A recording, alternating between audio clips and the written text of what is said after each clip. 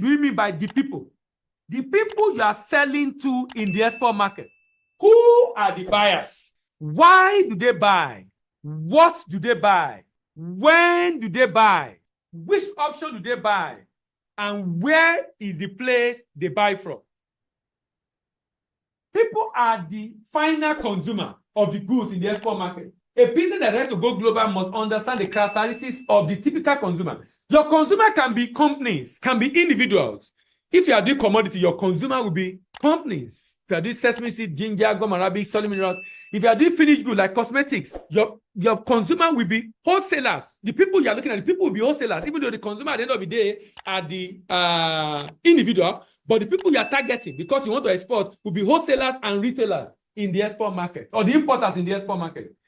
This means the promoter of the business needs to have a good understanding of the 6W of consumer in the target market. The who, the why, the what, the when, the which, and the where of the consumer or the customer in the foreign market. The who of the consumer involves the understanding of the demography of the consumer and hence their financial capabilities. This means the promoter needs to know the age range of the consumer.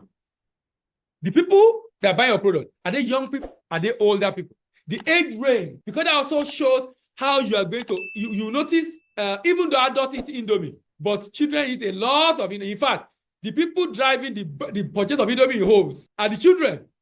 So these people know their target customer.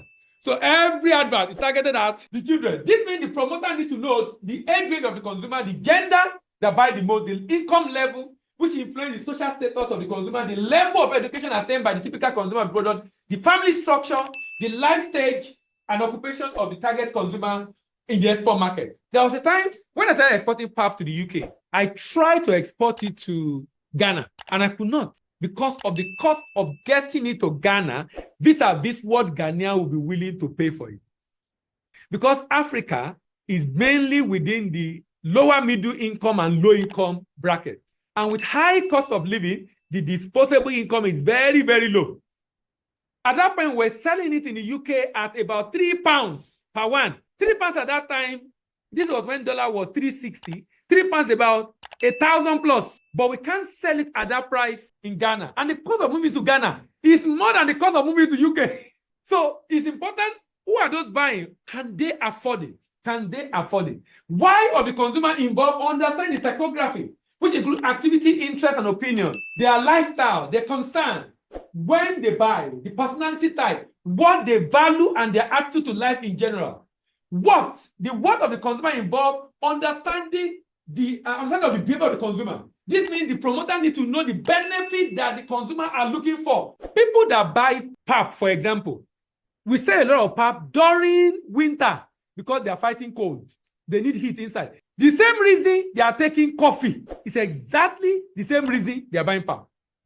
If I'm selling snack, the same reason they will buy my plantain chips is the same reason they are buying potato chips, because the person just want to snack.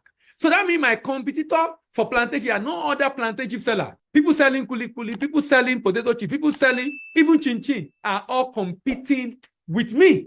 And it's important I have that understanding. The when of the consumer involves the understanding of the timing and the season of purchase by the consumer. This means the promoter needs to know the time of delay of the day or the week or the month when the consumer buys. It also covers period of the year when the consumer buys the product the most. This is particularly important when the buying decisions are influenced by weather conditions and season of the year like summer, winter, spring, and autumn. Now, if I'm exporting commodities, there's some commodities that nobody will ask you. Currently, nobody will be asking you. Anybody asking for cashew now? Most likely, maybe he didn't get enough during the season. That's why he's asking. This is not a time to be asking for cashew. They will have asked at the beginning of the year. Now, this is a time people will be asking you for shea nut, because shea nut harvest has started already. And then, of course, we expect people to also begin to do a lot of shea butter because the season varies. That also influences when the people buying wants to buy. So when do they buy? Which option do they buy? Because sometimes you might have product. So, madam, your product is made of shea butter, right? Shea butter. So let's say you have 3 variants of a product. You may find out that they prefer to buy a particular variant. So we export pap that is about 500 grams, but they are asking us to do pap of 250 grams. Why? It's cheaper to buy. They want to be able to buy at a lower rate.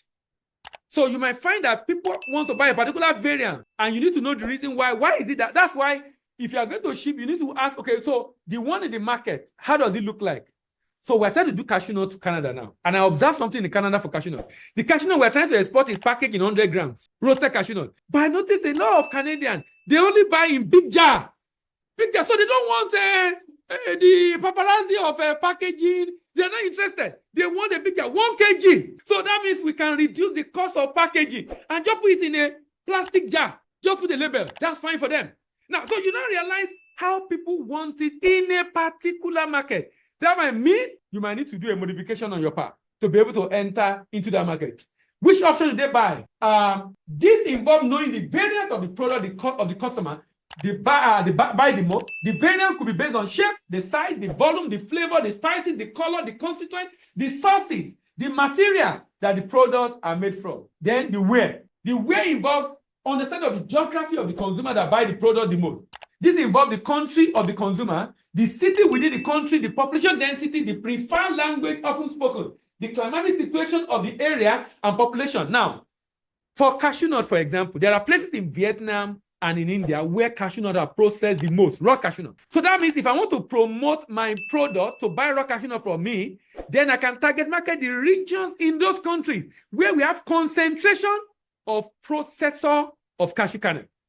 So where in the country do you have a lot of these people? Or maybe in your case, distributor.